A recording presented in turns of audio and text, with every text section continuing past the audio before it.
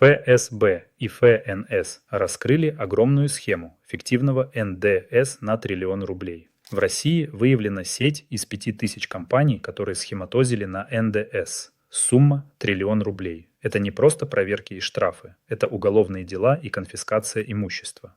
Механика схемы простая, но эффективная. Фирма А, она фиктивная, выписывает счет-фактуру фирме Б на реальный товар, которого нет. Фирма Б принимает НДС к вычету и налог платить не начинает. Деньги идут в офшоры или наличкой. Фирма А не платит налоги. Никто не платит. Государство теряет триллионы. Организаторы этой схемы – известные люди, которых инспекции отследили. Участников ловили в России и выводили уголовные дела. И это только начало. Далее пойдут к потребителям этих услуг. Из этой новости можно сделать вывод. Если ты честный предприниматель и видишь подозрительные цепочки поставок, лучше не связываться. Если ты уже в такой цепочке, меняй подход к бизнесу. Риск работы по серой схеме на НДС больше не окупается.